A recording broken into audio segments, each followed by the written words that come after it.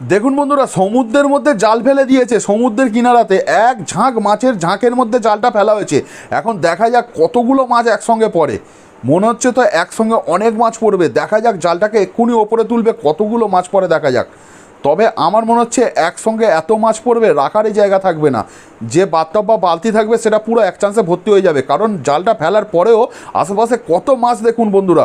ওই দেখুন বন্ধুরা, জালটাকে তুলেছে, একসঙ্গে কত মাছ পড়েছে। ওয়াও, আমি তো এত মাছ আগে কোনোদিন দেখিনি। আপনারা দেখেছেন? কমেন্টে জানান।